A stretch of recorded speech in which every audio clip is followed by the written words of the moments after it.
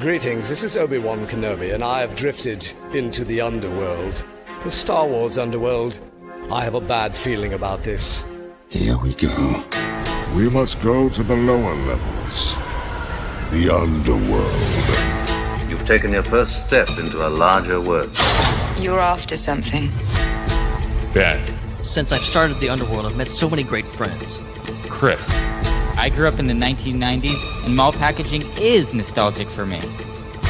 Dominic. What I love most about Star Wars is that it's fun, and it's all-round good times. So, this is where the fun begins. May the Force be with us. This thing really moves! Whoa! I like this! I can't believe you came all this way to see me.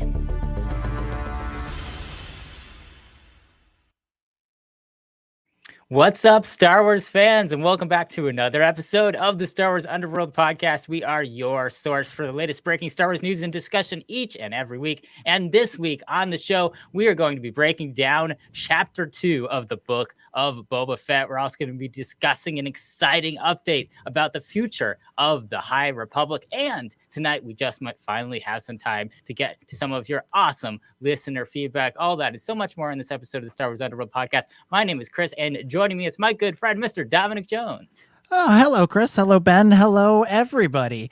What an exciting week. More Book of Boba. Can't wait to dive into it. And future of the High Republic. Very, very exciting. It's going to be a great show. Heck yes. And also joining us, it's Ben Hart, the Star Wars guy. How's it going, everybody? Thrilled to be talking the second episode of the Book of Boba Fett. And as you said, some very interesting news tidbits. We didn't have a whole lot of news this week, but what we got was very, very interesting. And I'm very excited about what's coming up next for the High Republic. And Book of Boba, y'all. Yeah. I think that should be like the tagline for the show. It's just now streaming on Disney Plus. Book of Boba, y'all. Book of Boba, y'all. Never change, Ben. Never change. I'm trying. Also with us this week to talk Book of Boba and High Republic from the Convor Call, we've got Aubree. Aubree, welcome. Hi, what's up, guys? Oh, it's great to have you here. Me and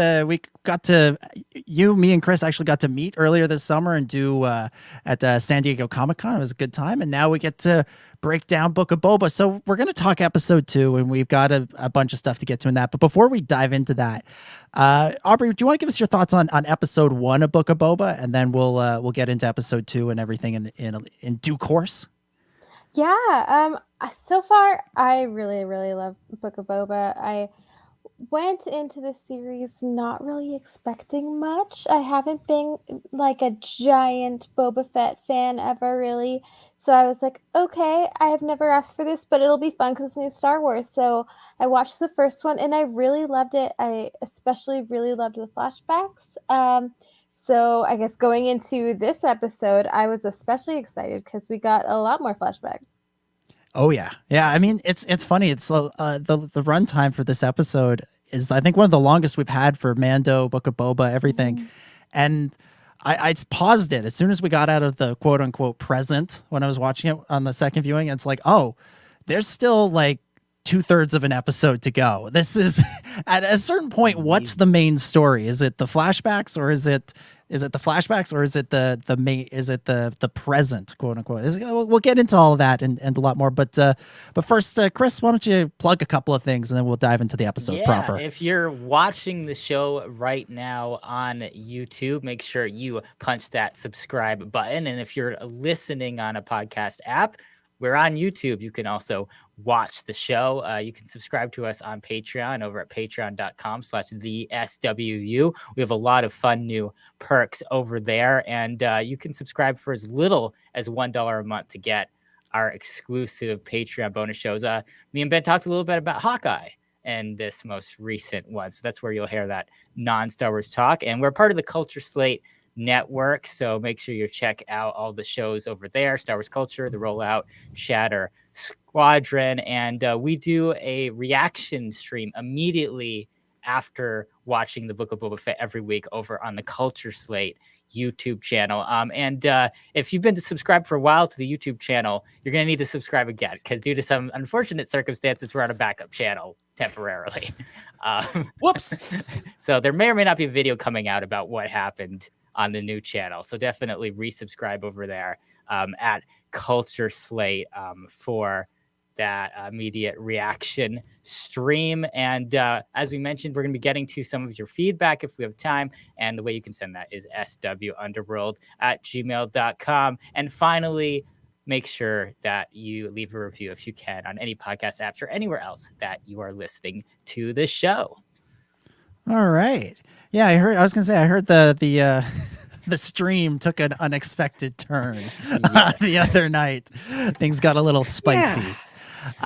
All right, let's not talk about that. Let's not focus on that. Let's talk Book of Boba Fett, Season 1, Episode 2, Chapter 2, The Tribes of Tatooine, written by Jon Favreau and directed by Steph Green. This week, Boba's time with the Tuskens brings about some justice and guidance on the Dune Sea, while the arrival of a pair of huts threaten to upend the underworld. So much to get into this week, including Boba's evolving relationship with the Tuskens, the return of some old friends long forgotten, and definitely old friends you probably weren't expecting, and the debut of a new favorite from the comics. So without further ado, let's dive into things, and we will start how we always do, going around the table, giving it our initial impressions. And Ben, after a false start last week, we will actually throw it to you first this time. What did you think of the Tribes of Tatooine? Oh, well, I really like this episode. I think a lot more than the first episode, at least upon first impressions. And, overall, I've enjoyed the show. I enjoyed the first episode, especially second and third viewings, overall. But, I was, looking for, okay, what's unexpected? What's that hook? And I think that episode is starting to, go that direction of, show us what this show is really going to be about. And where we're going with this. And, we didn't have a baby Yoda size reveal. We did get the twins, which just totally threw me off. And I'm like, okay, they gotta start talking about the twins. I'm like, the twins, what are you talking about? Are they making Visions canon already? Come on. Yeah. And I thought those two were going to show up, and that would have been wild. But having these huts, having more huts, it makes sense that there's lots of huts around, and they would probably get their hands on what's going on here. But and that's basically all we got, which I guess was enough for me. I still my only criticism was that we didn't go back to that at the end of the episode. We stayed in the flashbacks through the whole rest of the show there, and we didn't kind of come back to that. And I'm really interested, where does that go? What's going on? That big Wookiee out of nowhere, come on. And just so much of this stuff that's really cool that, I'm thinking, and getting more further backstory and kind of catching up very quickly to the present and giving us, Boba in black robes and, having his gaffy stick. I thought that was really fascinating to watch all that come together. Yeah. There's a lot of good stuff, and we're gonna get into just about everything that you talked about there, Ben. Aubree, what about you? Overall, what'd you think of Chapter 2? I really, really loved it. Again, I wasn't expecting much. Even going into episode 2, I was hoping for more flashback, but then that was the majority of the episode. Right. And especially as an Indigenous person, I'm Navajo. There was a lot of that representation, really screamed out to me. And I think I was mentioning to Corey, my co-host and boyfriend, I was talking to him about it. I was like, when you watch something, even let's say it's Star Wars fans, there are things that you'll watch and maybe there's a Star Wars reference and you're like, oh, that's so cool. That was basically the whole episode for me, but in a more personal way. So it's really exciting. That's cool. Additionally, I have a lot of deaf loved ones, and so I'm fluent in sign language. So being able to watch the sign language there, because it's based in ASL but adapted, I was actually able to understand a lot of it. So I was nerding out about that too. So overall, it was just a nerd fest on top of the already really cool stuff like huts and black chrysanthemum and the pikes. So yeah, I just loved it. Nice. That's awesome. Chris, over to you. Your thoughts? Yeah, I also really liked it too. I was very shocked that it was all in flashback pretty much. I was not expecting this show to be so heavy with the flashbacks. And so once they introduced the twins, I'm like, okay, this is kind of going to be the plot of the episode. So they went into the flashback. I'm like, okay, we're going to get a little bit more about the story about how Boba Fett kind of became who he is now. But I was shocked that it became this really long, in-depth story about him helping the Tuskens. And I thought that that the kind of mini episode or large episode inside this episode was within itself a really great beginning to end story and told really, really well and had all those really cool elements. And I'm really glad, Aubree, we have you on, someone who can relate from like your experiences in life to this stuff. Because it's like, I was just watching it thinking, okay, I think this is really cool that there's all this sign language stuff and all this indigenous stuff, but I don't know fully what it all means. I just think it's awesome that I'm getting exposed to something that, you know, was not a part of my life growing up. So that's really cool to hear what it's like for you. And I'm so excited we have you here to talk about it. But that was definitely a huge plus for me as well, to see how culturally deep this episode was. Like, I thought that was really awesome. I think that's one of the things that this show is one of the strong points of the show is how culturally deep it is. It's a very dense show. Everything kind of means something. And the storyline is definitely kind of a little bit slow right now, which is something we can debate or whether or not that's good. But it definitely gives time for a lot of lore building that is really deep and really awesome. And I really, really appreciate it. And it makes it a really entertaining watch. And it adds a lot to break down and discuss after the fact, which is cool. Mm-hmm. Absolutely. I agree.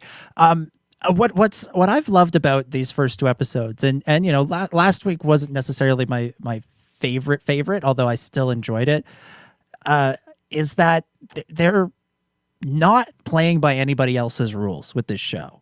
They're not going by anybody else's schedule. They are telling the story they want to tell at the pace they want to tell it, and I freaking love that. You know, there wasn't. Yeah, we went into that first episode. Everybody was thinking, "Oh, there's going to be like a Baby Yoda style reveal at the end. Something big's going to happen. What's it going to be?" And instead, for 2 weeks, what we've really gotten is just a really personal story for Boba Fett and what it was like for him to survive the Sarlacc and what it took for him to get back to where he was. And as we'll get into, it's kind of a death and rebirth kind of scenario with this character. It's really been fascinating. And you know, the thing with the, you know, Black Chrysanthemum this week, the Wookiee, you know, that's cool. It's a nice little drop in there, but it happened 15 minutes into the episode and then it's forgotten about. We get into the flashbacks, we get into the meat of the story. It's not about the cameos. It's not even really necessarily about what's happening on Mos Espa. It's about what's happening with Boba Fett and what Boba Fett's life is like. And in a sense, it's maybe even a little bit of a response to some of the criticism of season 2 of The Mandalorian, which might have some people felt that there were too many cameos. Don't know if I necessarily agree with that criticism, but people felt that way. And what we see and what we're seeing here is it's like, okay, you don't want cameos? Well, we'll drop one little one in there, but if you don't read the comics, you're just going to think, oh, that's a cool new Wookiee character. One little cameo, Dominic. There's more than one little cameo in this show. I mean, there's one main one. I mean, there's what? There's a lot of cameos. Yeah, but they're not like, you know. It's not Luke Skywalker. Yeah, it's not Luke Skywalker. It's not Ahsoka. They're literally cameos. Bum. Well, there you go. Fixer O's and Rebo O's and Rebo O's. That's his breakfast. That's his line of breakfast cereal. Sorry, I got the Rebo O's. Massive derail. Continue. They'll be singing Rebo O's. They'll have you singing in the morning. All right. I think with that we should get into some discussion points from the episode, and the main thing that as we've talked about really drives this episode, it's Boba Fett's relationship with the Tusken Raiders. And Aubree, I will throw this over to you first. What have you thought about the way they've portrayed this relationship between Boba Fett and his new friends? Let's call them that. I really loved it. I think it's definitely based on like a lot of historical realism.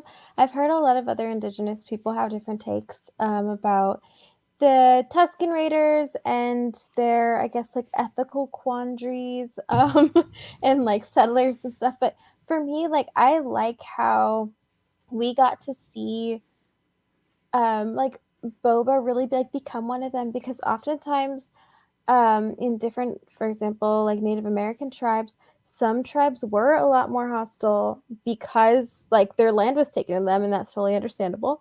A lot of other tribes also did accept some outsiders into their tribe, and so it was cool to see that and hear their explanations for their own like philosophy around being on Tatooine and their own interactions with outsiders. I really appreciated how, I guess, like how Boba was able to like prove himself to them, not just like as a warrior, but as like a good person, and how he just kind of like automatically took on like loving them, which is really cool, and how they did that too. So I really like very much appreciated that. I appreciated the different nods to, even if you look at some of their art in the tent and stuff like that, it's total like homages to actual native things. So I think, at least in the concept art, if you look up, you can see like dream catchers, and that's not Navajo, but that's cool. There's also, as a Navajo person, if you look at some of their jewelry, it actually looks a lot like Navajo turquoise jewelry. So specifically the chieftain,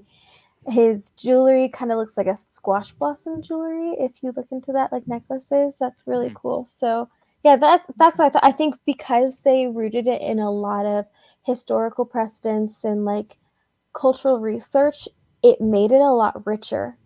And because we can relate somewhat to some of these real world things that we've seen. Yeah. Yeah, absolutely, absolutely, and you can feel the sort of the respect going both ways between the characters here, and that was something that I think was established at the end of the first episode, right? You have that moment with the chief where he offers him the water. I was going to say watermelon, but then I realized that's a real thing. That's not. It's not what you didn't hand him a whole melon and go, there you go, enjoy. But you see the respect, and it sort of goes both ways, because Boba, he is always offering. He's the way he doesn't just go in there and try and save them. He doesn't go in there. He offers to help. And you know, if the chief had said no, well, I fully believe Boba would have just gone, all right, well, let's keep practicing with our gaffy stick. Let's not. I'm not gonna force you into anything you don't want to do. But at the same time, he has a particular set of skills that he's willing to lend to the Tuskens. Chris, I'll throw it over to you. What have you thought about the portrayal of these characters and the way their relationship has played out in the last 2 episodes? Yeah, I think it's been amazing, and it's really it's answering the question again of why does Boba Fett want to be the daimyo of Tatooine?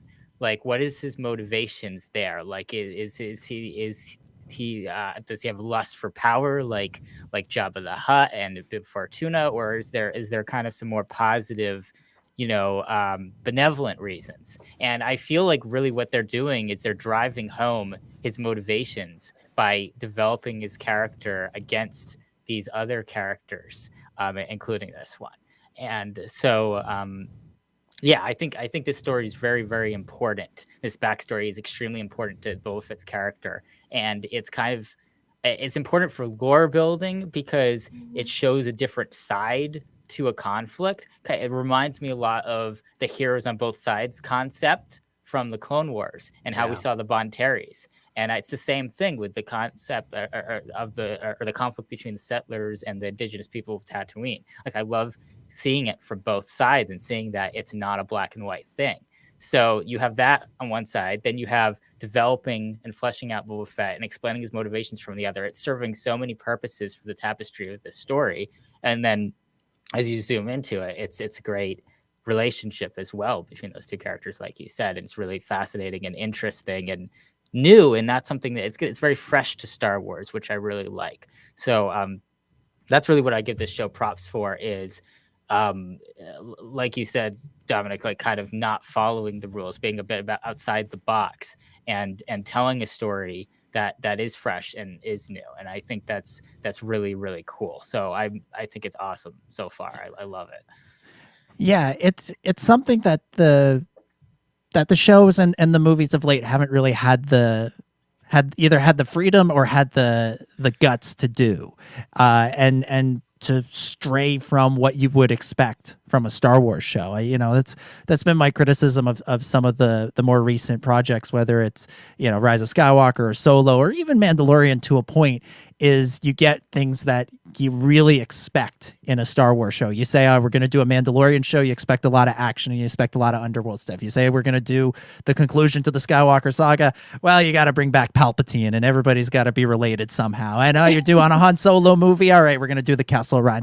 There's been a little bit of a paint by numbers thing going on here. But with Boba Fett, with the Book of Boba, they've basically said, yeah, here everybody loves Boba as this, faceless assassin guy that we've imagined him as, the man with no name. We're going to take away the thing that everybody thinks is cool about him for the majority of the first 2 episodes, which is his armor. And we're going to strip him down almost literally to just his, just his fists, and we're going to build him up as something new. And and by the way, we're going to include some commentary on, the way indigenous people have been treated around the world in there as well. Like that feels like pure Star Wars, of like going, I know what you expect, but this is not going to go the way you think. We're going to do something different. We're going to try something else, and we're going to have a message in there as well. Ben, I'll throw this question over to you as well, and then we'll get into some of the specifics of what happens in the episode. But what have you thought of the way they've sort of paced out this story so far?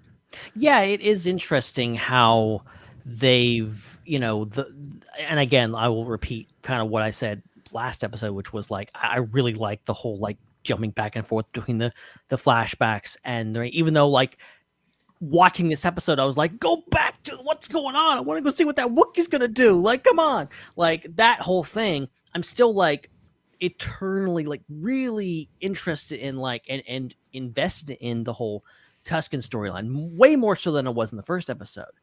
And I think it's pretty well paced in that regard. I think they're definitely not trying to like do this even and out. I'm thinking this may not technically be like half and half kind of show. It may not be something like Lost or whatever, where it's like half the episode is flashbacks. It could be just like some episodes will be mostly flashbacks, or some episodes will be mostly, in the modern day, quote unquote. But I think this episode definitely like goes the extra mile. And I think what I was wanting from this show, like coming into it, like, okay, we've seen the whole I am not a bounty hunter, all this stuff. We know the basic premise. He's going to be on the throne. He's going to be doing his Boba Fett stuff. He's going to be criming all over the place, maybe. And, and I want to see where they're going to like take the left turn. I want to see not the Baby Yoda moment, but like the moment of like, show us something we weren't expecting. Twins was definitely that moment. I think they're progressing they could have dragged out like his recovery and him getting the black robes for several more episodes, but they gave us that in this episode.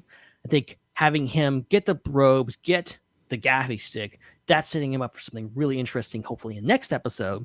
And whether it's flashbacks or modern day, something's gonna happen. We're heading towards a big thing. And I appreciate that, because I think so many people are like, and I see this complaint a lot, like, oh, these streaming shows, they only have like, 8 or 10 episodes. I liked it better when they had like 22 episodes. And I'm like, no, I don't want that. No, I've watched so many shows. And it's I want like, that. It's just like so many episodes. They're just like nothing. And it's like the last 5 minutes are teasing something that's coming next. Like so many network shows like that. I'm looking at UCW. Okay. So, as much as I love those shows, like they're not great at that. And I love just cram it down into a few episodes that are actually like well paced, and like every episode you get something. And people still complain about filler and all that kind of stuff, but for the most part, it's not filler. Every episode is taking you somewhere and doing something. So I appreciate what Book of Boba Fett's doing so far. Yeah, my one like minor criticism of not even this episode, but of the show, is that I think that episode 1 and episode 2 should have been one mega-sized story. Because I feel like the story that is told in those 2 episodes is really more than anything else that we've seen, more than any episodes of Mandalorian, is 2 parts of the same story, and it feels like it was at one point a longer one-off episode, and I sort of feel that because like, to make the first episode work, they had to hit similar beats that they hit in this episode. It kind of, the episode ends with the moment of respect between Boba and the Tuskens. It's like, okay, yeah. You get kind of to the second episode expands on that a whole lot more. And in the present day, it ends with somebody challenging Boba's authority. In the first episode, it was the guys in the red suits, and in this episode, it's the Hutts. And those are all important moments, and I don't think any of those moments should be cut out of the story, but I think they would have flowed really, really well together if you just smash them all into one 80-minute piece. That's my one and only criticism of the sort of choices that the show has made thus far. The show feels more complete now, having seen chapter 2. Yeah, like chapter 1, it did feel kind of incomplete, and an incomplete sometimes is good when you have a really good hook at the end, like something crazy is revealed, and you're like, oh. And I think there really wasn't enough revealed at the end of chapter 1 to kind of like make me feel 100% satisfied. I was kind of like, I need to see more, but I need to see more because this isn't enough. It wasn't the right type of wanting to see more. Aubree, what have you thought about the way they've paced out the series so far? I mean, I think, some of it is awkward. I think it'll be easier to watch like all back to back, kind of like in a binge model sort of way. So, but I think they still are doing a very good job of making you interested in both storylines. Like there are a lot of shows that I watch, like, I don't know, like Westworld or This Is Us. Like a lot of them do have this format where you keep on going back and forth and back and forth. And some of them do definitely impress the like present timeline, and a lot of them do impress the like flashback timeline. So it'll be interesting to see if that kind of stays and they mostly keep it in the past or the future or what. I have a feeling that as we go on, we'll definitely learn more about what's happening in present day. However, I think we can only get there once we find out what happened in the past, because clearly Boba has motivations to want to shoot Bib Fortuna just off the bat.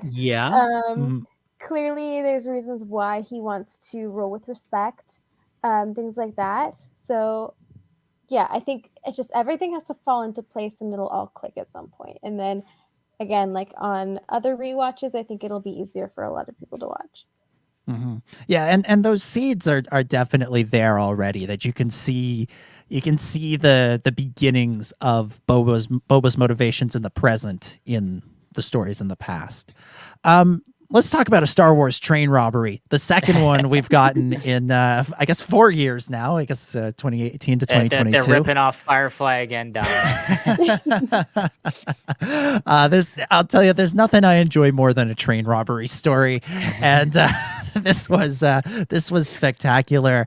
Everything from the sequence with the bikes and training to use the bikes to the actual getting on board the train. And I just have to say, Tamora Morrison riding one of those speeder bikes, a dude is just sitting there and he looks like the coolest, most confident man in the universe. I aspire to have that level of confidence in anything, and he's just chilling there on his bike. He is incredible. But we get in there with the train robbery. We got the pikes, and the way they win the day, they take out the train. Chris, I'll throw this over to you. What'd you think of that sequence of the train robbery? As an action set piece. Oh yeah. I mean, it was amazing. I mean, it's another example of moments in these Disney Plus shows that, could be in a film. Like, it's clear that the budget for some of these episodes are per minute the same budget you would have for a feature film. And that's absolutely incredible. So yeah, this definitely held up. And then just going back quickly to the training, I thought it was interesting because you had that kind of Akira Kurosawa type moment with him training villagers, yet they also were training him. They were training each other. So I thought that was cool that you have that kind of classic concept of the hero coming to a village and teaching the villagers something, but then they're also teaching him something too. So they added to kind of a film archetype with that. So I thought that was cool that it was going both ways and it was a reciprocal training. So that was a really awesome concept. But yeah, the actual scene itself was awesome. The only thing that kind of struck me as odd is I got caught up a little bit trying to count how many people were dying in the fight, and I was like, wait a minute, you see a certain amount of Tuskens, at the beginning and end of the episode, they're about the same. You see, a certain amount of pikes, and I don't know. It's like it looked like a little bit too many were thrown off that train. It didn't quite add up, but it looked cool. They really pack them in there. They're like, we need as many pikes as we can get in here. We got look at all the spice that we got to move. We got to get as many in here as we can. And that spice, oh my God, this episode gave me such Dune vibes, like more than anything so far. Because you have the train coming from the distance, kind of like the Shai Hulud, if I'm saying that right. I thought it was a worm. I genuinely that's how much Dune is in my brain at this point. I'm like, oh, there's a worm. Then they open up the spice, and I'm like, oh my gosh, spice in the desert. Like this could not get more. I was ready for them to like ride a crate dragon. Yeah, exactly. Yeah. Well, and when the one guy got the face full of spice, I'm like, oh, he's gonna be high as a kite for the next little while. It's it's funny. I think Dune was a major inspiration for Star Wars, obviously, for the original Dune film.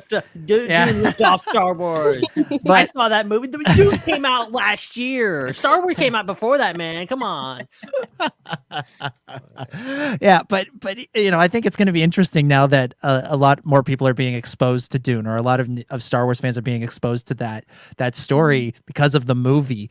I think some people are in for maybe a little bit of a reckoning with how much of Star Wars was pulled from Dune in a lot of ways, and we're seeing it continuously cropping up. Like even just anything that's set on Tatooine these days, there's at least like 2 or 3 Dune references. Even going back to last season with the Crate Dragon was basically a sandworm. Like it basically that's what it was. So.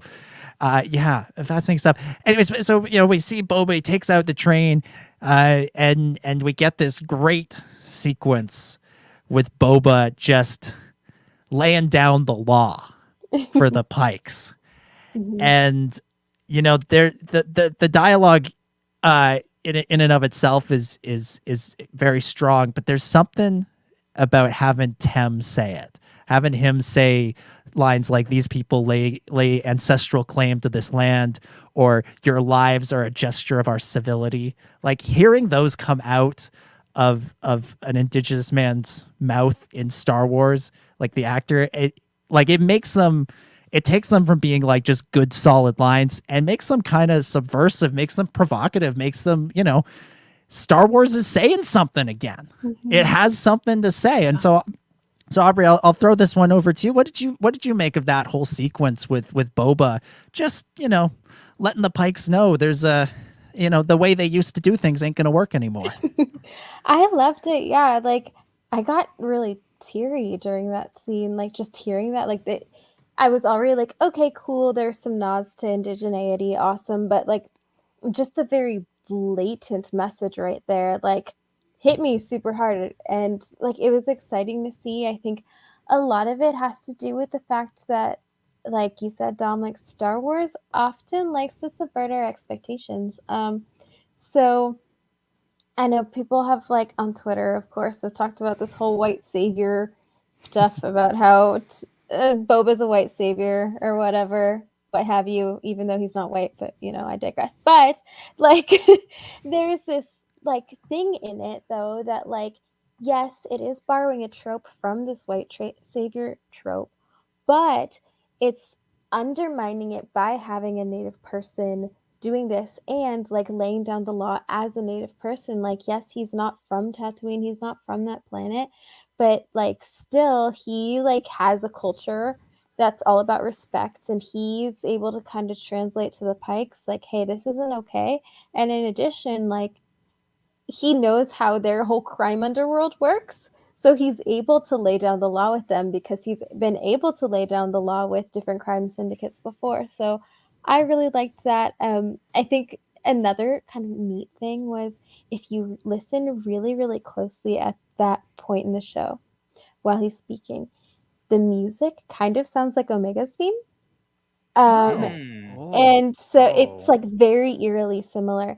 And a lot of times with Ludwig's music, even in like the main theme for Boba, if you listen, there's the part where he starts singing a little bit more loudly right before the Crimson Dawn part, where it's clearly the Mandalorian theme, but in like transposed to like a different key.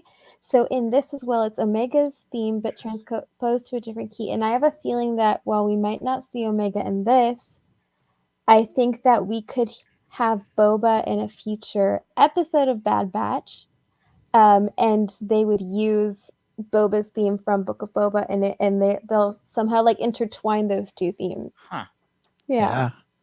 I know that's like totally a little rabbit trail, but just that's really fun cool. Easter egg. Oh, absolutely. Yeah, the Alpha and the Omega clones have got to meet at some point. You can't you can't drop that in there and have them never meet. Brother and sister have got to have their first meeting at some point in the story. But yeah, you know, the white savior discourse, quote unquote, that's a word. That's a word I want. That's going on my list of words that I never want to hear ever again, along with filler. Discourse. It's but the conversation around that it's been interesting because, like you were saying, Aubree, you know, the episode plays with some of those tropes, but I just, you know, seeing Boba say those lines that we were talking about earlier, I don't know. You know, if those had come out of, say, you know, Mark Hamill's mouth, I feel like we'd be having a different conversation. If Harrison Ford or Alden Ehrenreich had said those, we'd be having a different conversation. But there is something that I think there's a power in having Tem be the one to say those lines, or having any Indigenous actor be the one to say those lines. And so it's interesting. It's something I'd be interested in diving into more at some point. But I feel like there's a lot more nuance to it, and to just sort of call it white savior misses the actual power of that scene. Totally. I think,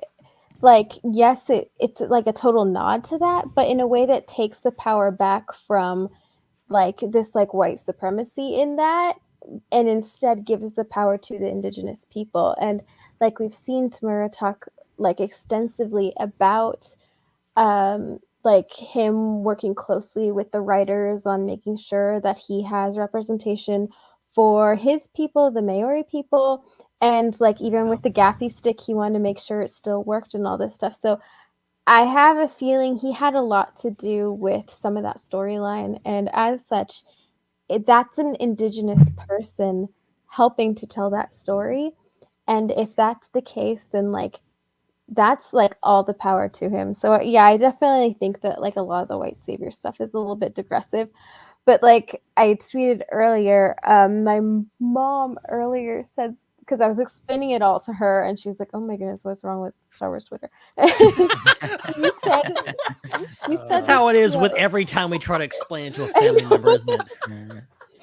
But she said this, and I put it on my Twitter because she's Navajo, and she wrote, or she said to me, "Imagine if people put all the energy that they put into defending or arguing about the fictional Indigenous Tuscans online into helping actual Indigenous people instead."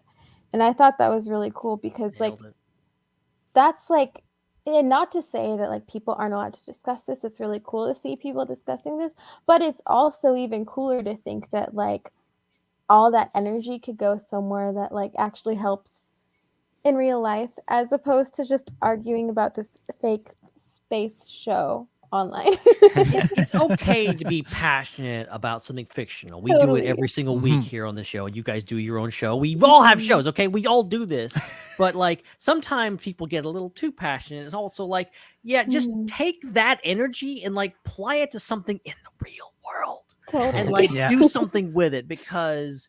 Too many of you are spending way too much time online talking about stuff you shouldn't be. Yeah, it's the it's the Twitter not real life mantra that gets thrown out there.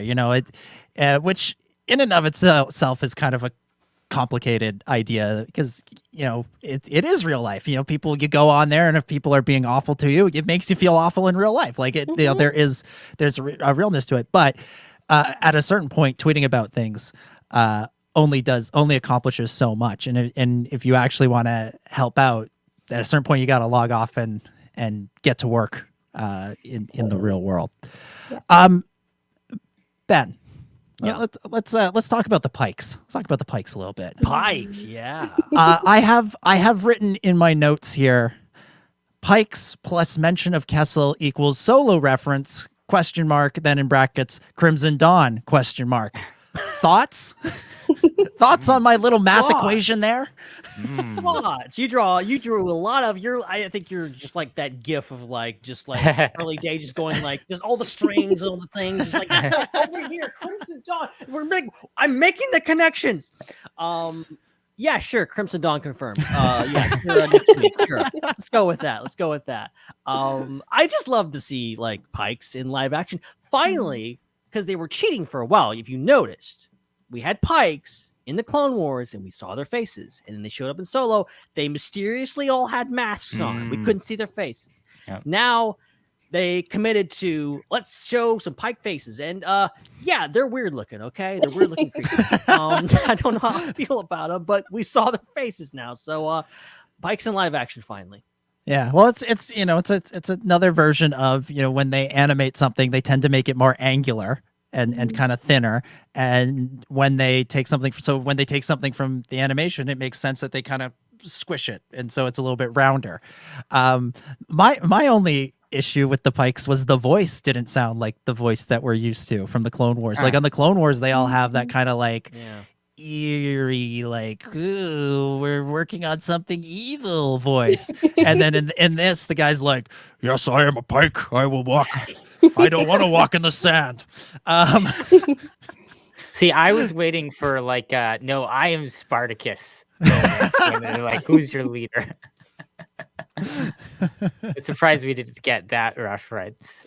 This is kind of like the second time there's been like a little bit of a buzz about Crimson Dawn, because in the first episode, you had the necklaces that looked a little bit similar, but not identical to the Crimson Dawn. The ones that for lack of a better word, the super hot Twi'leks were wearing. Like, I don't know what to call them.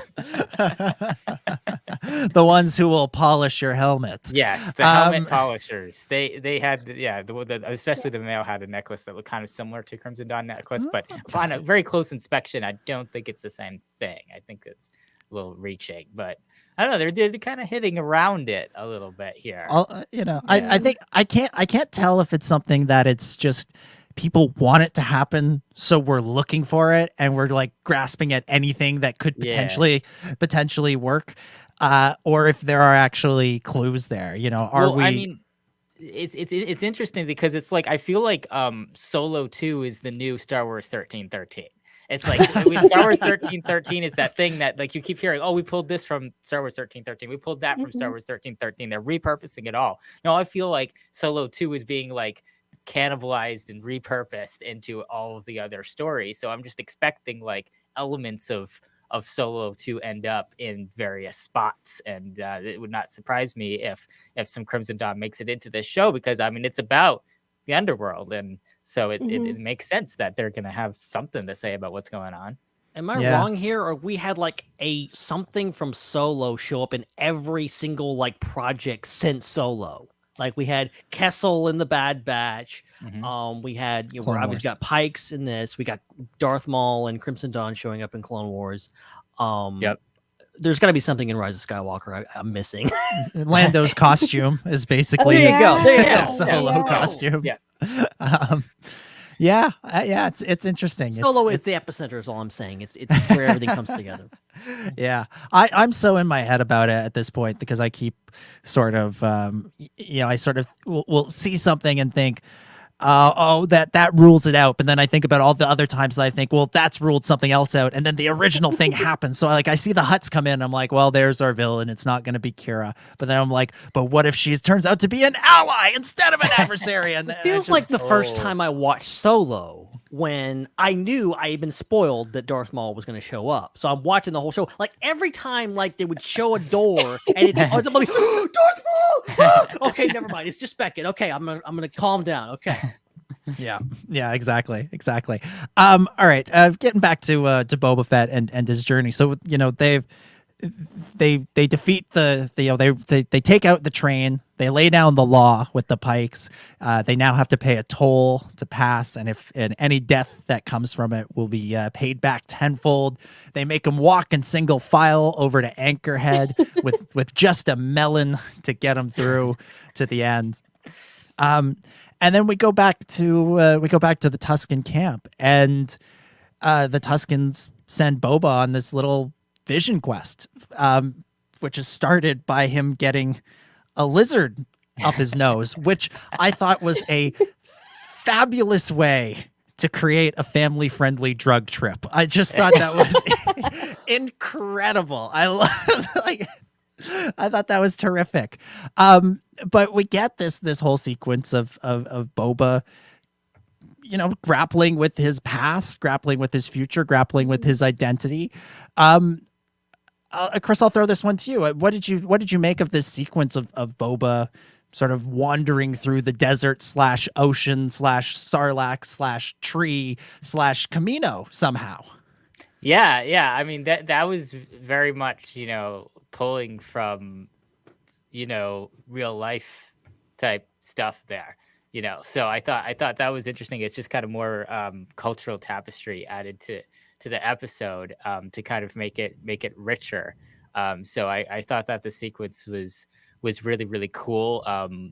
Everybody knows that the L in LSD stands for lizard. Like everybody knows that. They teach you that in school. That's how that happens. Yeah. Well, I mean, what we saw in this episode was Boba on LSD, Lizard Space Dream. Exactly. That's what it stands for. Lizard Space Dream. Wow. So, but yeah, the whole kind of concept of the tree. I thought the concept of the tree that's one of my favorite concepts in these two episodes, and the fact that the gaffy sticks are made from a tree. It was really, really cool because the trees have kind of like an important place in Star Wars.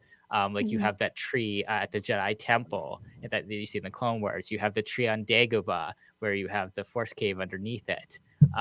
So like trees are very important. So I thought that it was cool that it was a tree. And what I really like about it is it just adds to everything else you see. Like some of the things that I love the most about newer Star Wars is when they make you see older Star Wars in a different way. And so now every time you see Tusken Raiders and you see the gaffy sticks in previous Star Wars shows and films, you will know where they came from. And it will mean a lot more than just a random weapon that they might have like scrounged from some scraps somewhere like the Jawas might have. So I thought that was cool that they added some lore that is applicable towards other projects as well.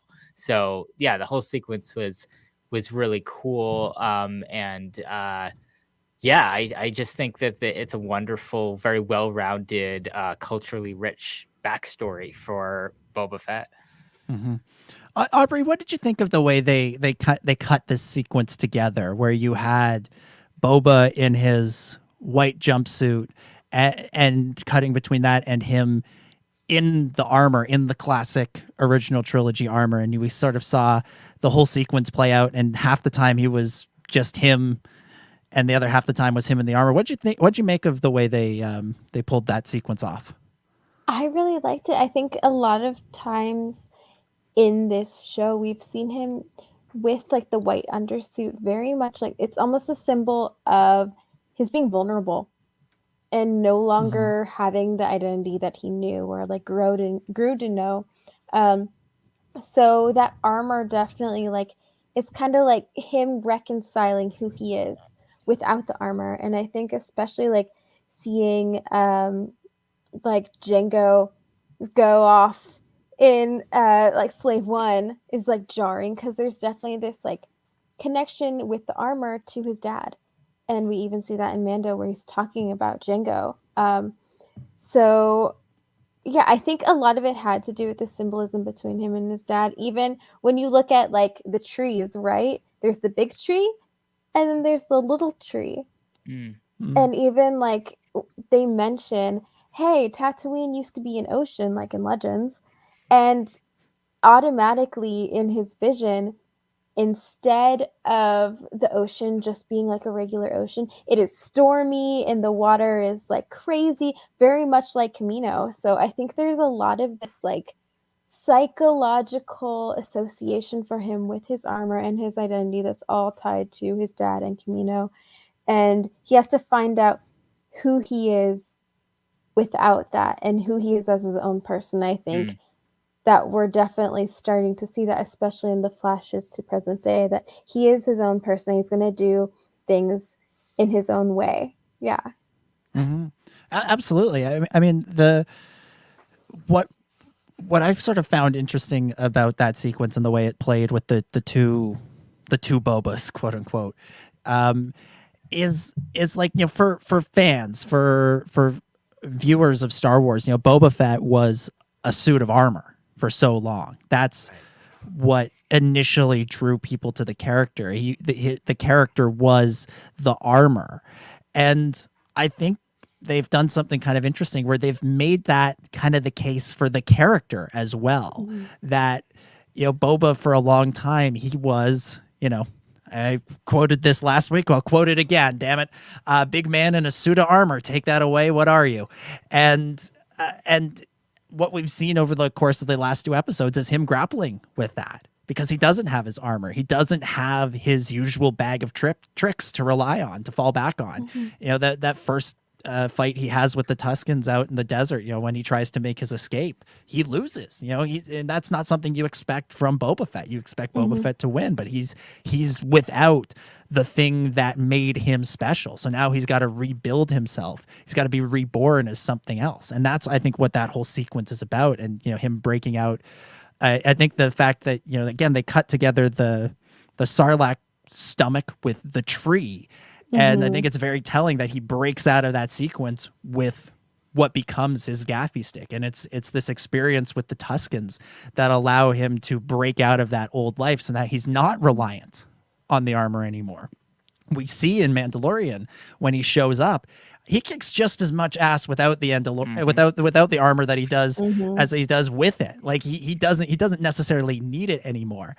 But he still wants to he still wants to pay tribute to his father, and so he still wants the armor. The armor can now be another tool in his arsenal. It doesn't have to just be what defines him, and it allows him to pay tribute to his father. But I think it's also very telling that the sequence in that, or the moment in that sequence where we get young Boba, it's him watching Django leave, and you get the sad moment with his hand on the glass, and he's chasing Slave One as it flies by the window.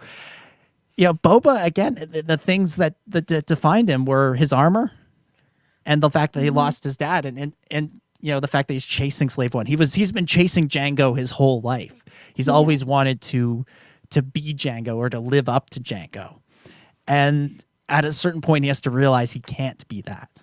And I don't think we've quite seen that realization just yet. I think that might be the next step in the journey. And the fact that we keep getting deep-faked Daniel Logan, I think suggests that there's more to come with that. But you know, these were the things that I think Boba allowed to define his life: the death of his father and his armor. And now he's got to figure out who he is beyond those. And he still wants his armor; it's still a useful tool, and he still wants to pay tribute to his dad. That's still an important part of his life, but he can't let them define him anymore. He's got to stand on his own. And I think that's what this whole gambit of becoming a crime lord is all about, is about him establishing himself as something more than just Jango Fett 2.0. And it's just a beautiful sequence it's so layered and there's so much going on in there. And there's definitely feels some symbolism of like rebirth in this episode, especially towards the end when he gets his robes and all this kind of stuff, and you're getting like this is a new version of Boba Fett, and I think it's obviously the Sarlacc changed him, both mentally and physically, but it feels like maybe the his experience with the Tuskens is maybe affecting him even more, and I think there's also something about family that gets brought up in this episode. It's the mayor kind of throws him this line about running a family is more difficult than I can't remember. Actually, I need to look up the line again because I can't remember it. It is tell me. Okay, running a family is more complicated than. Okay, it's blank. I want to get it right. I know I think running a family is more complicated than bounty hunting. Not that complicated of a. And Andy, bounty hunting's a complicated profession. Yeah, I was gonna. So that means something, But the whole idea of a family, Boba Fett had that with Jango, and then lost it at a very young age, and he hasn't had that for many. And then he kind of got that with the bounty hunters and Aurra Sing, and they were not a good influence on him, probably put him on the path that he is now. And then going into that, I think maybe the Tuskens kind of taught him like this whole idea of like giving him a family unit, someone to support him, actually looking out for him, even though they do kind of beat him up with a stick a little bit when they first got there. Once he earned their respect, he had someone to care about him, and likewise he cared about them and wanted to help them. I think that's going to be a big thing about unlocking the compassion that's been inside of him maybe this whole time. And Star Wars is full of that. The story of Darth Vader, Anakin Skywalker, about, how does a good person turn bad and then turn good again? How do you kind of go out on these dark paths and bring yourself back from that? This is a huge theme in Star Wars. How does Boba Fett deal with that? And I think in his own way, he's doing that now. He is still trying to play the part of a crime lord, but I think maybe more or less like Han Solo, that he's a better person on the inside. Maybe he's denying it even now that he's on that road to kind of getting back to his true self, the person that maybe Jango wanted him to be. Yeah, it's interesting, Ben. You mentioned so much of Star Wars up until now has been about how does a good person turn bad, and we've never really gotten into how does a bad person become good. It always seems to be a snap decision, right? And Anakin decides in the moment to pick up the Emperor and throw him down the chute. Ben Solo decides to throw his lightsaber into the sea after a quick chat with Ghost Harrison Ford. And then they die. And then they die. Exactly. And Boba's still, his version of being a good guy, quote unquote, is still being a crime lord. There's still lots of, as you put it, criming to be done. Yeah. But we're seeing kind of a version, I think, of that story where somebody goes from being selfish, a bounty hunter who's only out for number one. He'll go out there and he'll track down whoever, bring him back, get his money, and get out, to being somebody that is thinking about the whole, is thinking about his community, about the larger world and galaxy around him. And his way of doing that, as he keeps saying in all the trailers, is he wants to rule with respect. He thinks if it's not enough just for him to profit, he wants everybody to profit. And so we're seeing kind of the quote unquote good crime lord, even though they're still doing crime. So it's something that they've been slowly teasing out over these first two episodes, and I suspect it's something we'll continue to see playing out as the story goes on. If this episode was, or if this show was on network television, it would be called The Good Crime Lord. Like all the good things.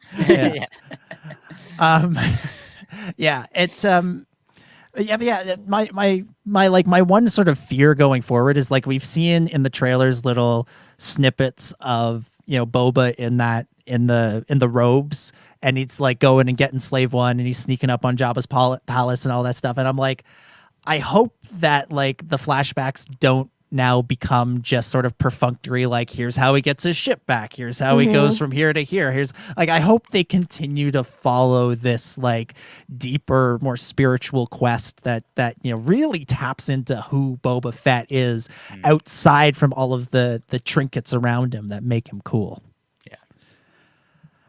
So we get Boba, he gets out of the vision, he gets his robes, he gets his gaffy stick, and we end with sort of, I think, the ultimate sort of symbol of respect between the Tuskens and Boba, with the campfire and the sort of warrior dance that looked to be inspired by the haka that Maori people do. Just again, not a classic Star Wars ending, but the perfect ending for this story. I think. Aubree, I get the sense that you agree. Oh yeah, totally.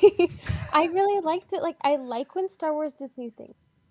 Like, it always makes me so happy. And so I think that, like, as weird and like, or not weird, I guess, like in like a good way, like as just like randomly dancing was, or seemingly was, like, again, it like definitely drove home this like representation storyline, especially because the haka is so important to Tamara Morrison. You also like it kind of is a follow-up to the whole time when he's been practicing these different forms using the gaffy stick, kind of like Jedi, like they use those forms. In a lot of indigenous cultures, they also use like a dance to learn fighting forms like the capoeira or the haka. So it was neat to just see that, and like I loved it, and I'm not sure if we'll see the dance again, but like, yeah, it was a neat way to end because it was unique. Absolutely. I see in our live chat here, somebody says, Yanni says, I want to see people doing that at Celebration now. Genuine story. At Celebration Europe 2013, at a panel of the Boba Fetts, Tamara Morrison led the crowd in doing the haka.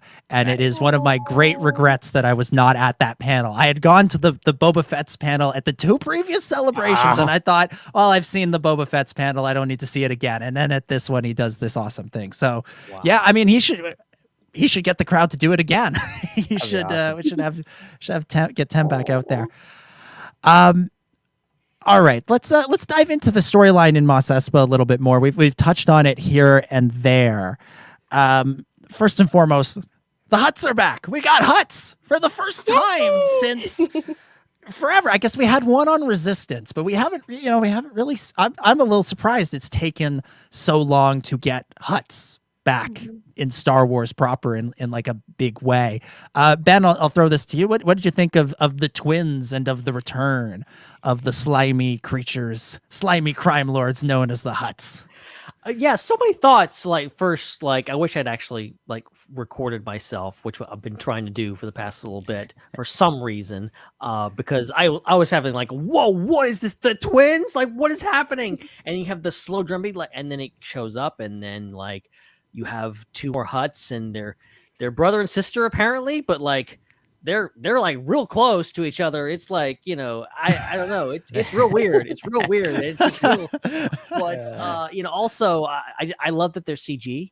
I do. I know. I'm glad we're past the whole practical effects BS. Just like that's the way we do Hutts now, and it looked great. They both look fantastic, I think.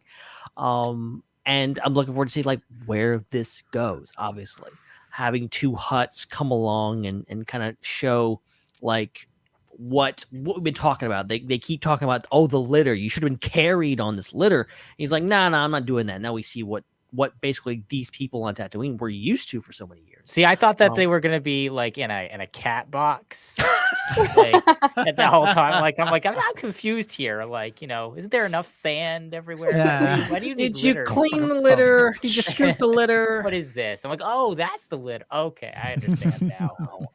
But it'd be really just so cool to see them, and that's something like I'm like so like all in, like interested on seeing where this goes. And where these characters came from, because apparently Jabba has a lot of cousins.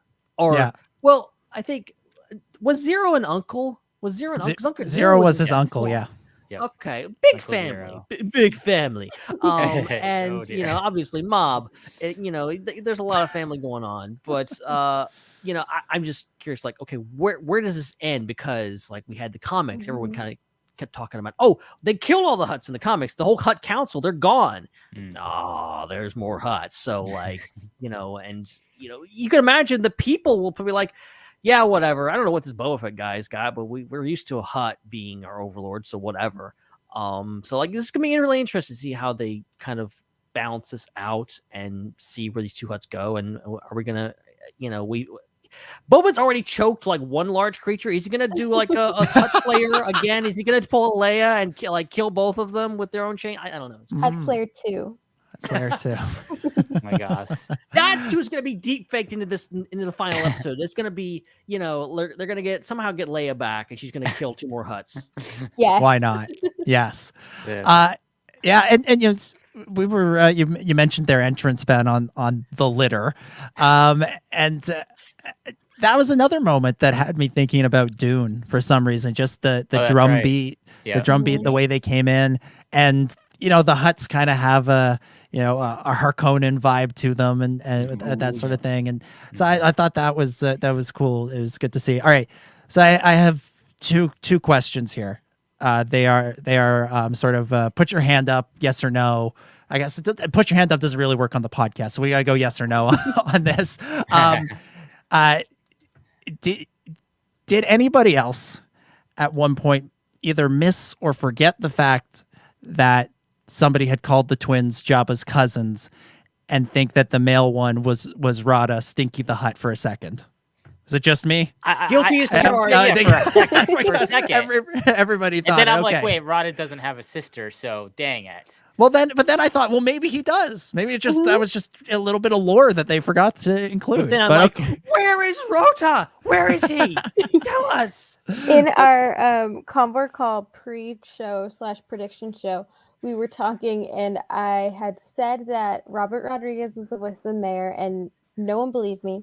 And then I also said that I thought Rhoda was going to be in it, or a Hutt, and no one believed me on that either, and I was being made fun of. So the moment, both in the credits when Robert Rodriguez was credited as the mayor, and then when the Hutt showed up, I had like Rhoda the Hutt plush, and I was like putting it over my head and partying. Like, I told you guys. Yeah. Really exciting.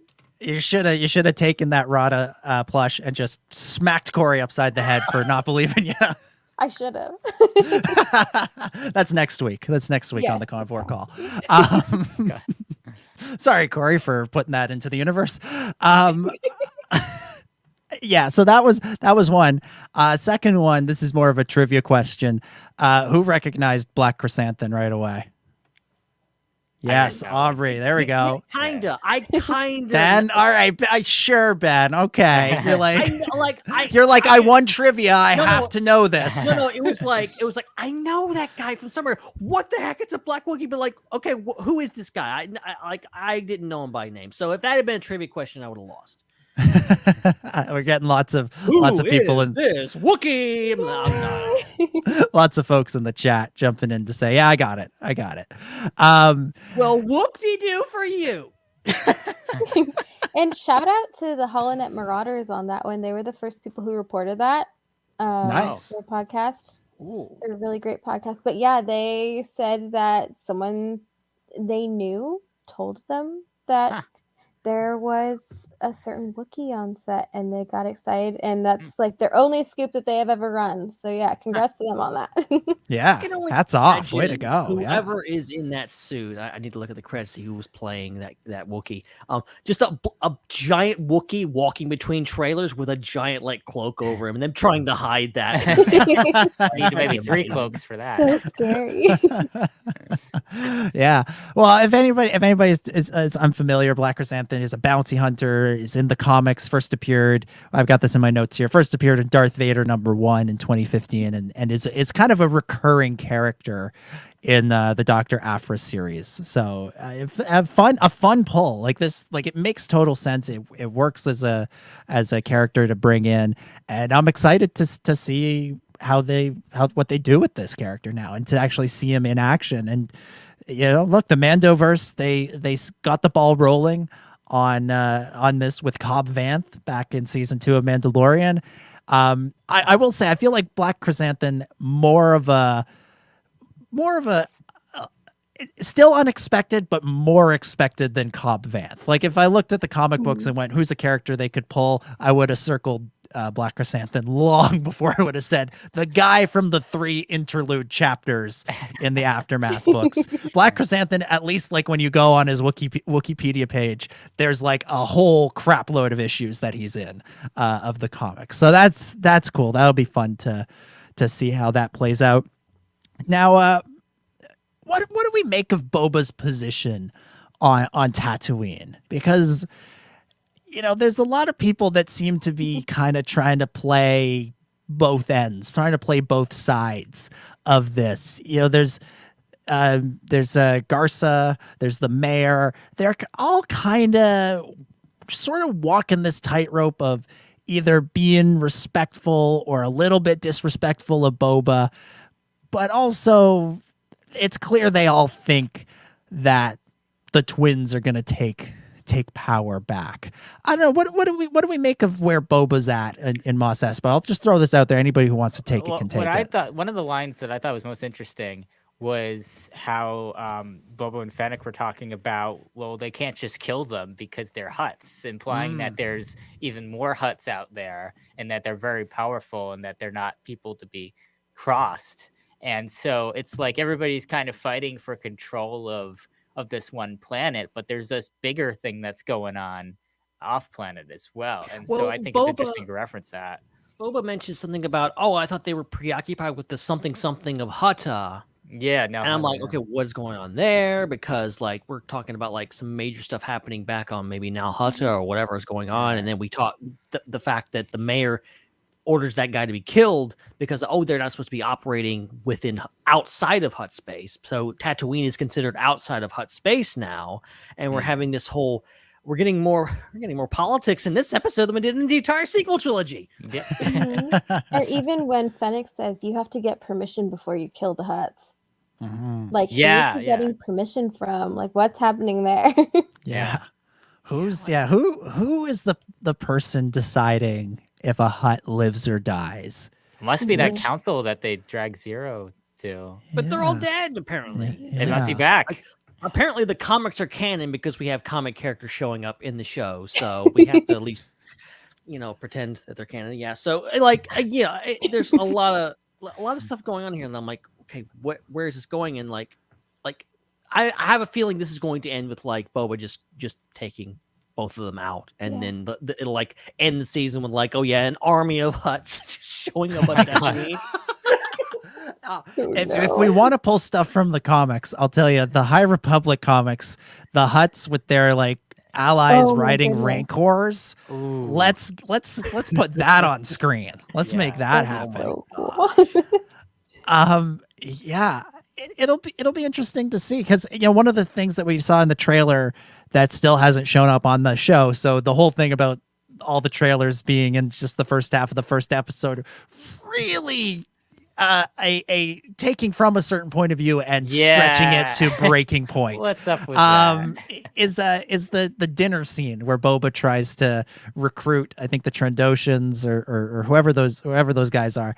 It's going to be interesting to see, because I think next week his play is going to be to try and rally some support on Tatooine. But as we saw in this episode, I don't think people take him seriously as a crime lord. They take him seriously as a threat. They feel like he could shoot him, but they don't take him seriously as the crime lord that he wants to be. And in fact, I think it's really interesting that in an episode that spends so much time on Boba trying to work through his own identity, figuring out who he is outside the suit of armor, as we were just talking about, we also see how in the present, after he's gone through his own journey, people are still trying to define him as a bounty hunter. They don't want they don't accept him as anything other than the box that they've already put him in.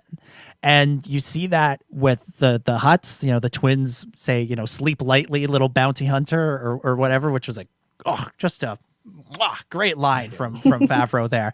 And even the mayor, right? Like the mayor treats him like a bounty hunter. You know, he brings the assassin dude to the mayor, which, by the way, I'm more and more convinced that the mayor is actually an elected official, just based on the office setup that he had.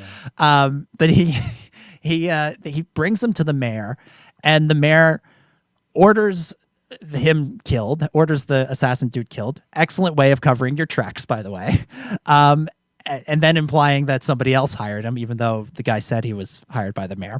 But he has him killed, and then he offers Boba a little sack of money. He pays him for it. He treats him like a bounty hunter. He acts as though a bounty hunter just showed up with somebody who shouldn't have been in Tatooine and says, "There you go. I saw the wanted poster.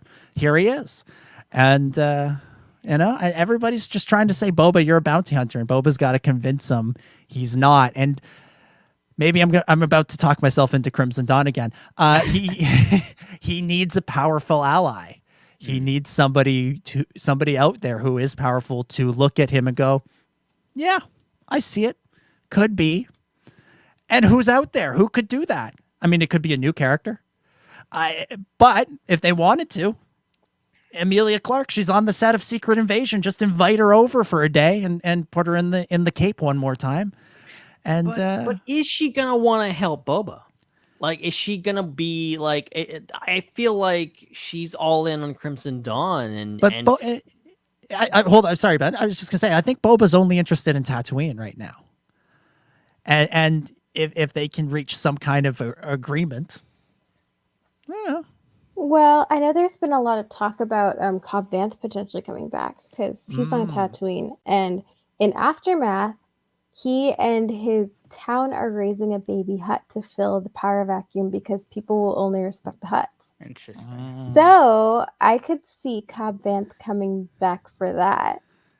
That makes much more sense.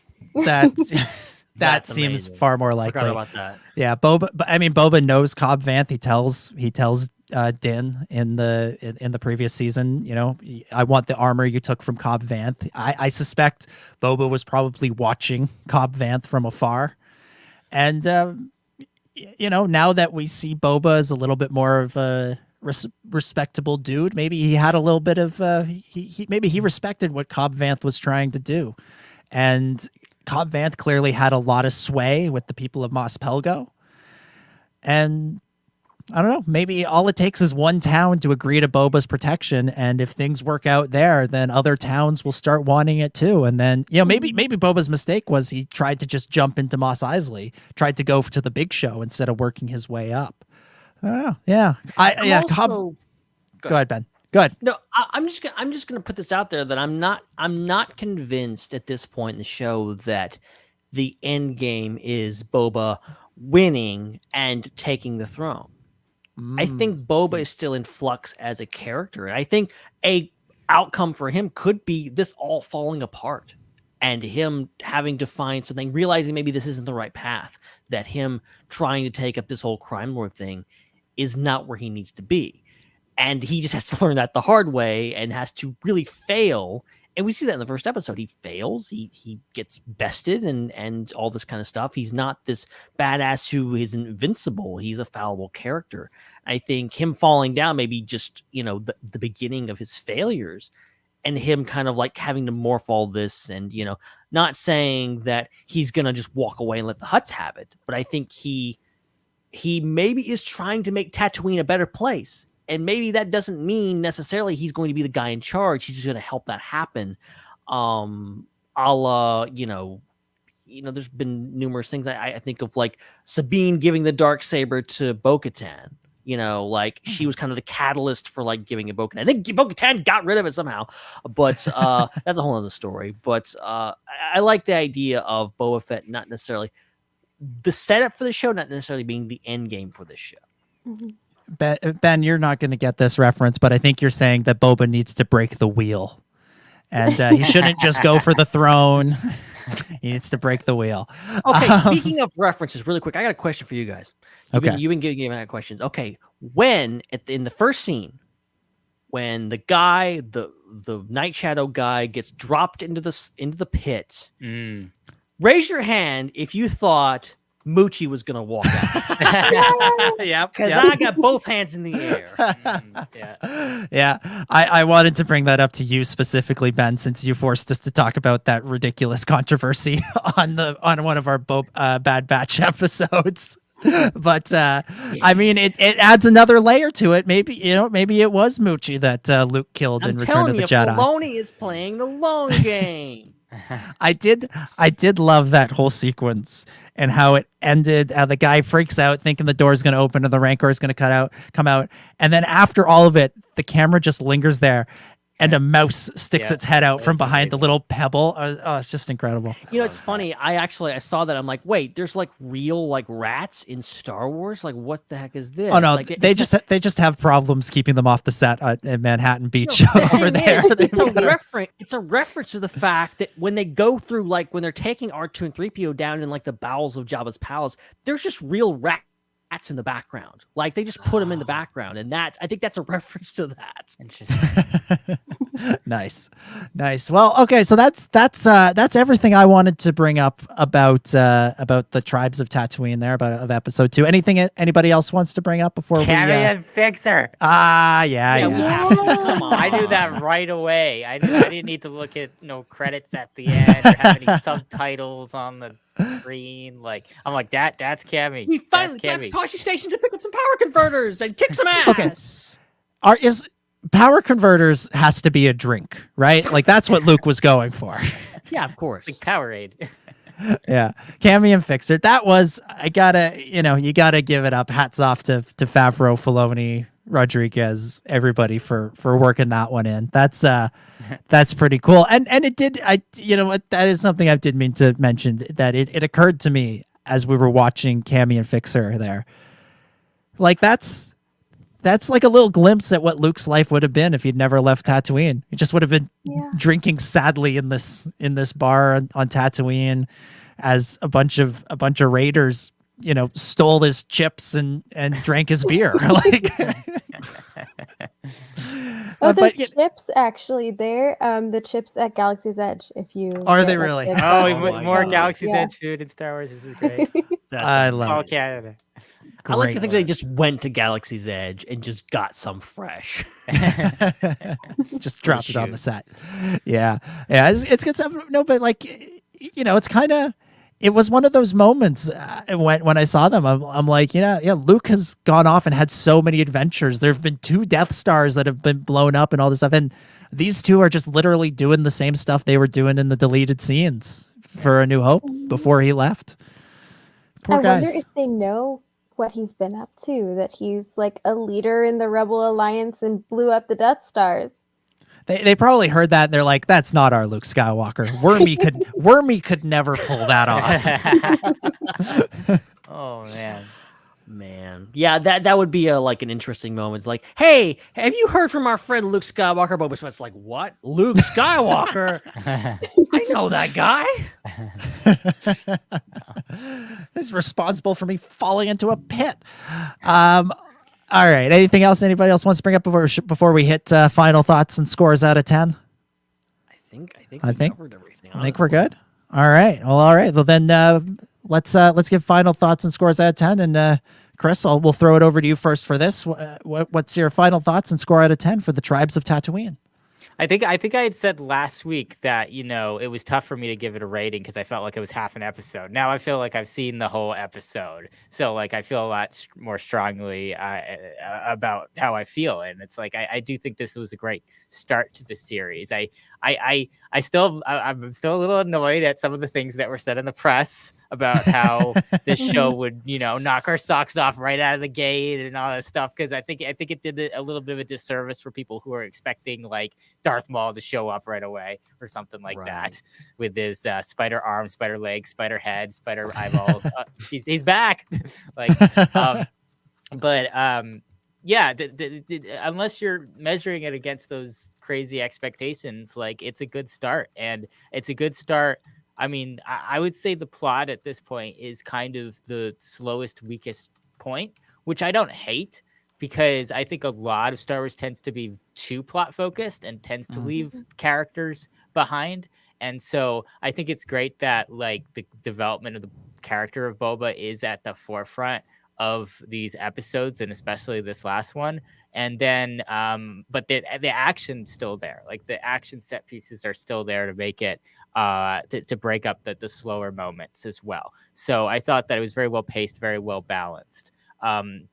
And everything else I've said before, just to summarize, like, you know, it's just a great tapestry of cultural references in it as well. That adds to the lore of Star Wars and adds to how we perceive certain things in other Star Wars projects, which is always awesome. So yeah, I'll give it a 9 out of 10. Like, I still think this series has room to grow. I still think there's going to be some moments that are going to be a lot bigger than what we've seen so far. But I think this is a really strong start to the show and a good foundation for what's to come. Nice. All right, 9 out of 10. And I will mention that for everybody who's listening live, if you want to throw your scores out of 10 in the chat, we'll run through them after we give ours as well. Aubree, over to you. Final thoughts, score out of 10 for this episode. Ooh, I would score it a 10 out of 10. I think because of the personal connection that I had to the episode, and also just, again, like those cameos, like Chris Santon and the Hutts, and even Cammy and Pixar, like all of that made me really, really excited just about Star Wars in general. So definitely a 10 out of 10 because of that. 10 out of 10 from Aubree. Ben, what about you? Final thoughts, score out of 10? Yeah, I think I'll give this episode a 9 out of 10. I think this one really, it was a major step up from the previous episode for me personally. It had just a lot going for it. You know, you have a lot of plot developments, both in the flashback and in the modern times, and got some just really cool imagery. You know, you have the twins, you have, you know, the Wookiee, a lot of cool stuff that makes you go, like, raise your eyebrow and go like, wow, this is really cool. This is Star Wars, but it's something I haven't seen before. It's not a Bosk showing up. Like, I would love to see Bosk show up, but he's also like kind of expected at this point, and you're kind of like, okay, yeah, that's things. I didn't see the twins coming. I didn't see the Wookiee coming. But and then going further into this whole thing with the Tuskens, I think was very nice. The train sequence is stunning, like, to look at and everything. It's thrilling.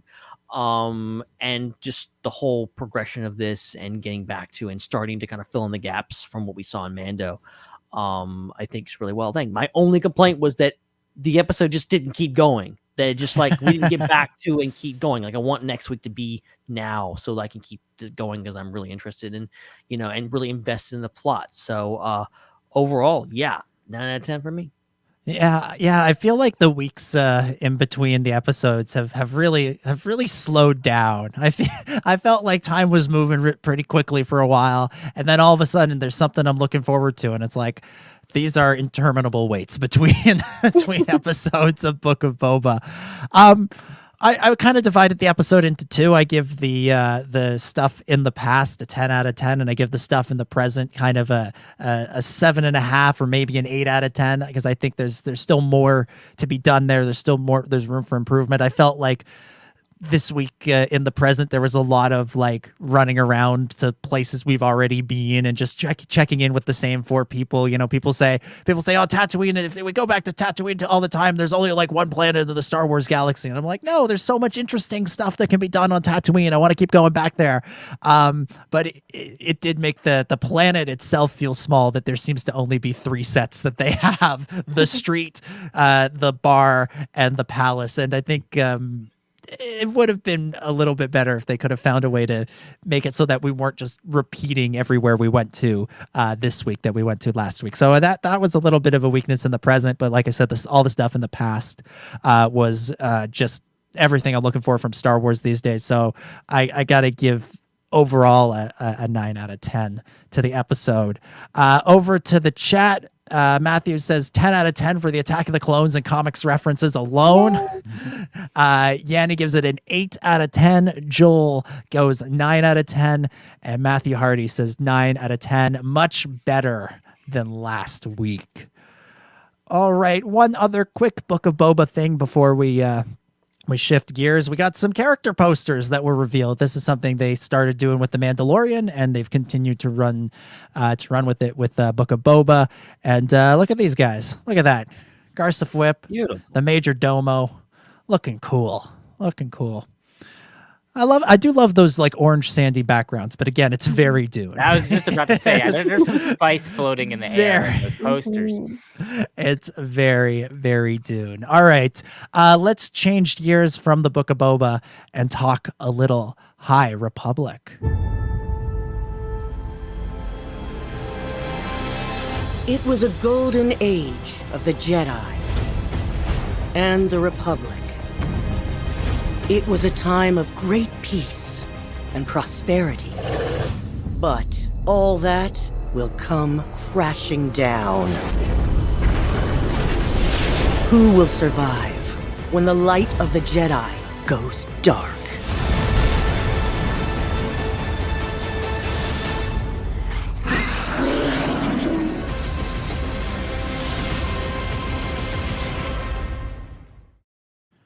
Ooh, big week for the High Republic this week. Of course, the launch of Wave 3 of Phase 1, the final wave of Phase 1, with the release of Fallen Star by Claudia Gray, the new novel from Del Rey.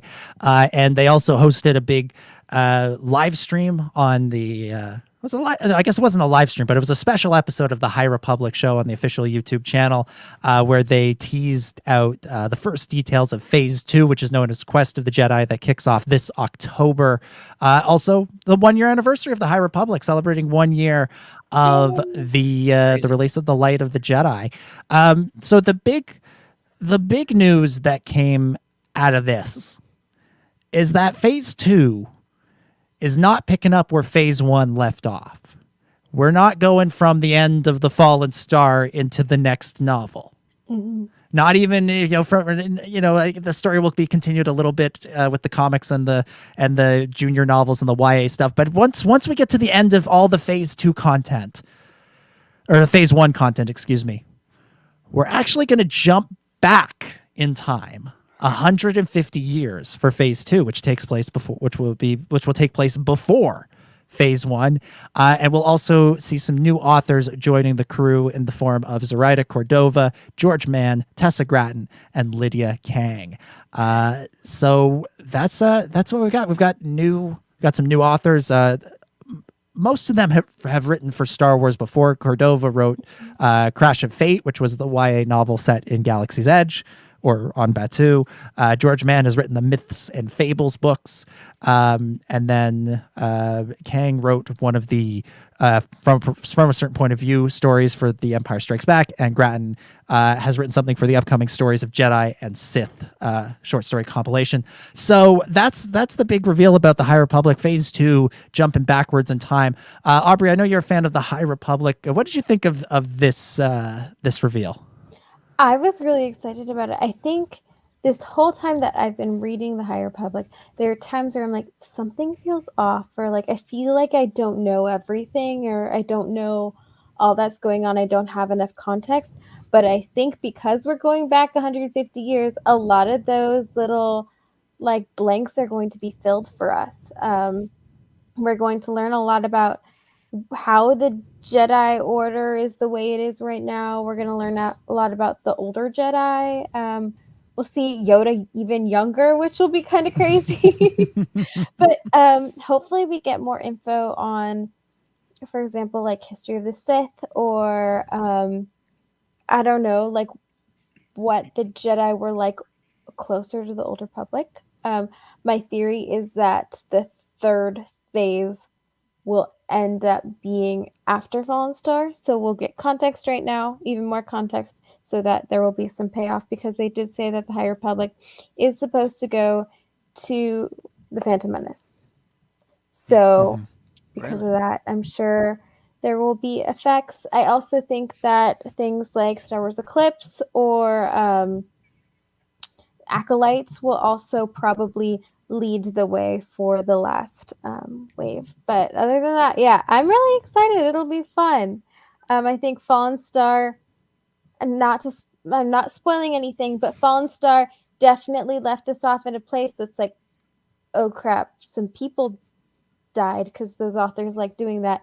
But now we have to wait to see what happens, like with everyone else. Yeah, I haven't read Fallen Star yet. I'm a little behind on High Republic stuff, but I've been doing a push to get caught up. I read what was it, Rising Storm, right when it came out, and absolutely loved it. And then I started to read Race to Crash Point Tower, and I just couldn't get into it, and so I kind of fell off the High Republic a little bit. And so I missed Out of the Shadows and the Tempest Runner and all the stuff that's been going on in the comics. But like with Fallen Star, it's now sitting on my table. I know it's there. I got to get caught up to it. It's a Claudia Gray Star Wars novel. I got to read it.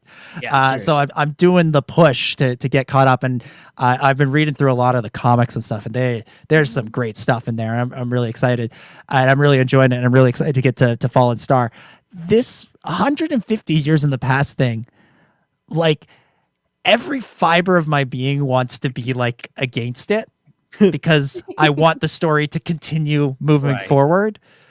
But I also desperately want Star Wars to do new things and to take risks and to be different and bold. And what's more bold than saying, you know, all those characters you love? Yeah, you don't get to read any more stories about them for a while. We got to give you more context. So we're going to go back before them. And so I'm like, I trust these authors. I trust Claudia. I trust Daniel Jose Older. I trust Kevin Scott and Charles Soule and Justina Ireland. And I feel like they've got a plan and they know what they're doing, and what they've done so far has earned my trust to where I'm like, yeah, all right, that doesn't make sense in my brain because I just think story go forward, please. But I trust that you guys have something. You guys have a plan. You guys have something special for me. So yeah, I'm just gonna follow you on this ride, and we'll see where we end up. I love the embracing of like, okay, this is what Star Wars is. Yeah, we don't tell stories in order. This is what George set up. George never told him in order, and neither are we. So we're gonna jump backwards and forwards, and yeah, this was very shocking to hear, but like, I'm all in. Seriously, I'm very intrigued as to what, because like I feel like this is further back, like canon wise, this is further back than we've ever seen before. So like getting more backstory on what's going on in the High Republic, getting a different point of view, because what is different 150 years before the High Republic, because we're supposed to be like the high point of that era, and then it's kind of tapering off into this dark times that we see in the films. You know, what happens before that? That's really interesting. So yeah, this is very bold, very brave, and I'm here for it. Yeah. And you know, look, there's going to be a bit of a pause in the storytelling and the content being released at a certain point in the next couple of months. Phase 1 is going to reach its end, and there's going to be a little bit of a gap until we get to October, and that's when wave 1 of phase 2 will begin. And I assume we'll get 3 waves in phase 2, just like we did with phase 1. And that'll probably, honestly, and this is one of those sentences that just messes with my brain because it's so far away, will probably take us to 2024. And by that point, I expect Acolyte will at least be in production, if not being released. And who knows what will be happening with Star Wars Eclipse, if that even ever happens at this point. I don't think about that right now. Just let it go. I like, you know, there's reports out there that they're having trouble hiring staff, and I'm like, I wonder why. Also, I think some of that is logistically, it's in Paris, and there's not a ton of gaming companies in Europe, so. Yeah, but regardless, you know, that'll be, assume if that does happen, hopefully with some changes, but if that does happen, that'll probably be reaching a point where it'll be coming out. We're gonna have on-screen High Republic content in a big way to go along with the conclusion of this publishing initiative that kicked off last year. And I think it's just going to be a lot of fun. I think it's going to be really interesting. High Republic authors, you know, I know you mean well, but you're setting us up for like some really just terrible like discourse for the next few years. There's that word again. If you get into the High Republic, do you start with phase 2 or do you start with phase 1? Oh, no. You start with Fire of the Jedi and you go back to phase 2. Well, it's in chronological order. You got to watch it. See, I know why they're doing this. Every phase they go back 150 years so we can have actual Baby Yoda. Grogu's so popular. Now we need actual Baby Yoda. Yeah, exactly. Joel says, give me a High Republic animated series, please. I would love that. I say Tales of the Jedi. Ah, Tales of the Jedi. maybe. Now I'm wondering, now I'm just headcanoning. That is an animated series in the High Republic, but where in the High Republic? Yeah, in the that's 150, right. the Phase 2 era, or the Phase 1 era? Or the Phase 3 era, or the Phase 4 era. Star Wars is always going to be convoluted in some way. Even the book. Ben, where are you at with the High Republic? You said you've fallen off a little bit. I think I listened to Crash Point Tower. I think that's the last one that I've got to. I've got to re-up my Audible account so I can start catching up and start gaining credits to get in on it. But yeah, I'm going to start doing that soon because I'm like, okay, yeah, this is getting intense. I need to actually catch up on this. I just have this thing. Well, is there a High Republic story in there? I don't think so. No. No. No, I think in the same author, I guess. Yeah. I think in this follow-up, there's a High Republic story. But yeah, I've been enjoying the High Republic comics. Back in the summer, Matt lent me the High Republic Adventure comics, and they sat on my shelf for several months, and I finally read them this week. And I'm like, why did I wait so long? This is so good. And genuinely such a great little story with those characters, and such good stuff. So lots more to come with the High Republic beginning in Phase 2. And now, Aubree, you've read Fallen Star, right? I read some of it. Okay. At the Convor call, we're never opposed to spoilers. Never. Fair enough. So from what you've read, how are you liking it? How are you enjoying it?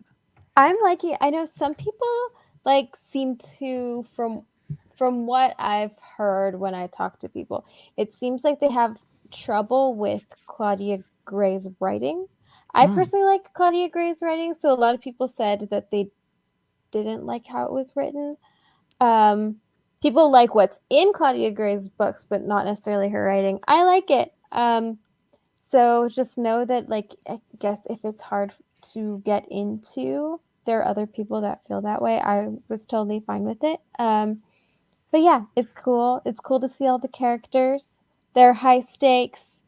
And I think also the way a lot of the authors did advertise it was, people are gonna die, so there's this looming anxiety. Death. I mean, the cover shows the symbol of the High Republic crashing out of the sky.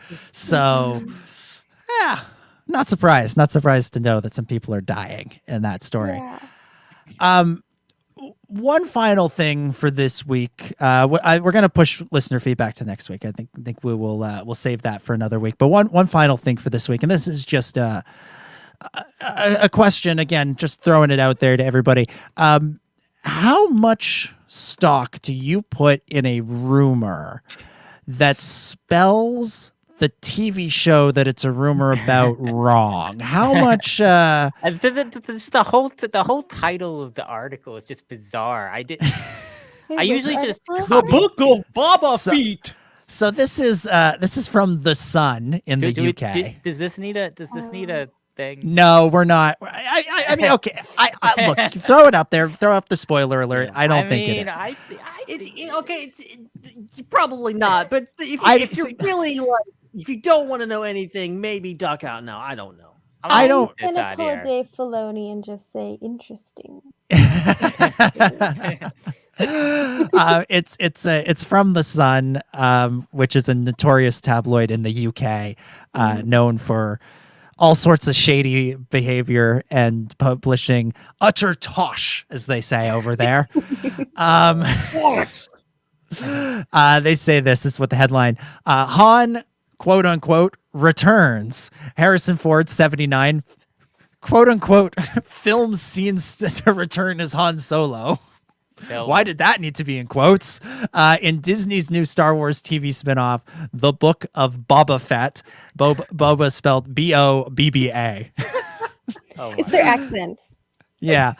Yeah. Oh, yeah. Right. It was returned in the book of Boba Fett. Quite. There we go. We should have called up Kieran and asked him, "Hey, man, how do you spell Boba Fett?" Look, I don't know if Han's going to show up. I don't know if this is to be true. If it's going to be Harrison Ford CGI'd. None of that would shock me. But I'm also not putting my faith or belief in that happening from a story from one, the son, and two, that gets the name of the show wrong. This is quite a strange place for a Star Wars rumor to come from. I just love these like scoop articles that like they are the source. They're like reporting this. We're reporting this, and then the first line of the thing is like the Star 79 is rumored to have spent 3 days. It's not rumored. Like you are reporting this. You're starting the rumor. Like you can't say it's rumored. Like what are you doing? Yeah, it's interesting. I feel like the Sun has run other Star Wars scoops in the past that have been like comical. But then again, I don't know. And like I said, it very well may turn out to be the fact that Han Solo shows up, and it very well may turn out to be Harrison Ford de-aged.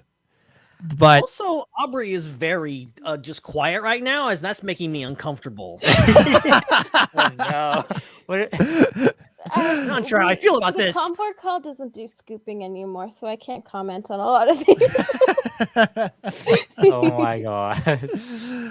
Oh man. Anyways, we'll see what happens. I'll talk to you after the show about it. Okay, yeah. We'll be running a scoop next week on the Star Wars Underworld. Exclusive Han quote unquote returns. Well, that's all for tonight, folks. Yeah, but we're gonna spell Fett with 3 T's just for good measure. So there you go. There's that rumor. I don't know. I just thought that it was worth bringing up, if for no other reason than to laugh at the fact that the Sun spelled this established newspaper in the UK owned by Rupert Murdoch. So that maybe that spells out their level of trustworthiness. I just wanted to get a little bit of that in there. All right. I think that's it. I think that's what we got. I think we can begin to wrap things up for this week. All right. So that'll do it for this episode of the Star Wars Underworld podcast. We want to thank everybody so much for watching. And of course, if you watched on YouTube, make sure that you like, subscribe, and leave a comment with your thoughts on the episode. Let us know if you put any stock in Sun rumors. That would be to see. And make sure you follow us on social media at the SWU for the latest breaking Star Wars news throughout the week. Dominic, thank you so much for hosting tonight.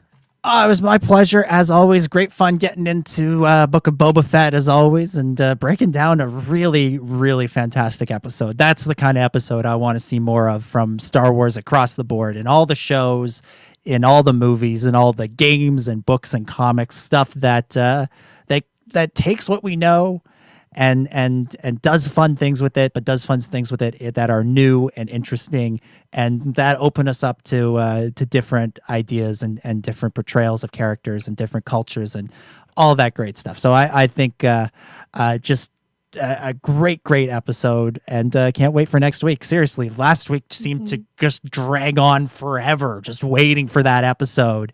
And the worst part of my week is about 10 to 4 a.m. on a Wednesday morning when the Boba Fett episode is ended, because it's the longest time until the next one. Damn it. Yeah. Anyways, it's been fun. Can't wait to do all this again next week. Heck yeah. And you can follow Dominic on social media at DominicJ25. Aubree, thank you so much for joining us this week. Can you tell people about where they can find you and your podcast? Yes, you can find me at Satellite Tides on Twitter and Instagram, as well as on at Convor Call on Twitter, Instagram, and YouTube, where me and my boyfriend Corey cover Star Wars. We usually do a weekly podcast with news, but with Book of Boba, we're just doing prediction shows right before the show.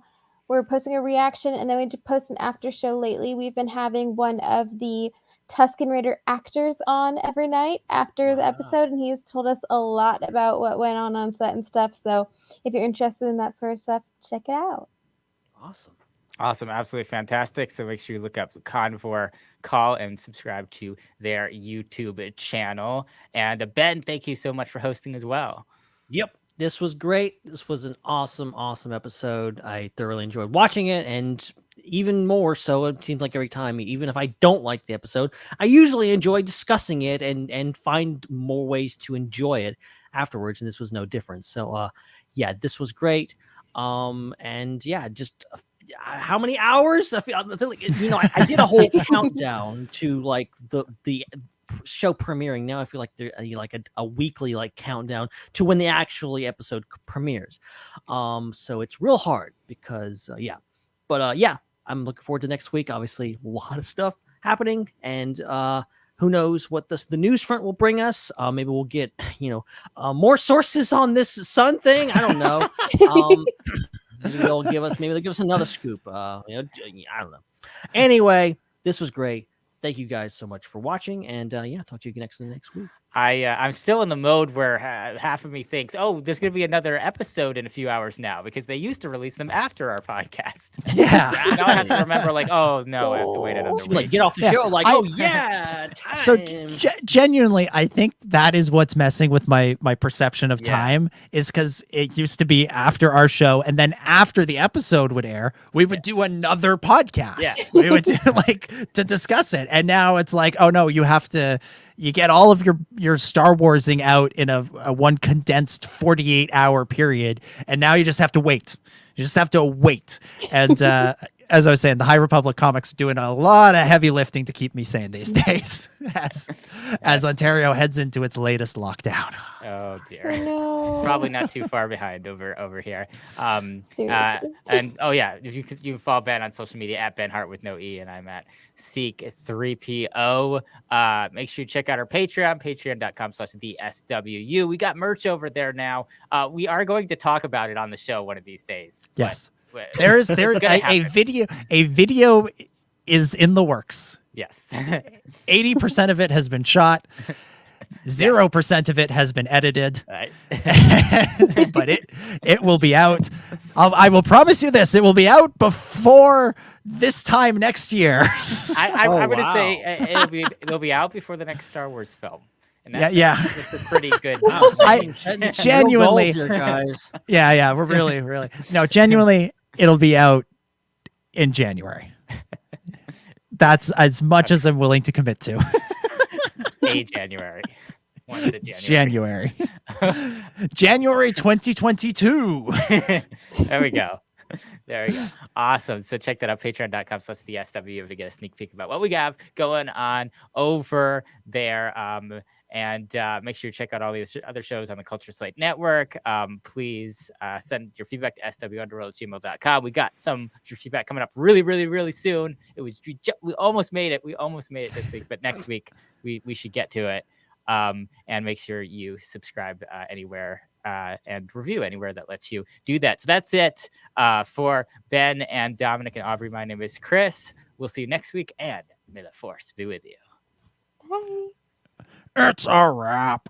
All right. The real reason that we didn't do listener feedback is I forgot to put it in the notes. And there was supposed to be a show and tell aspect to one of the questions. And I forgot to get the thing for the show and tell. I already had my thing. What I have all my stuff here waiting. I have just piles of stuff everywhere.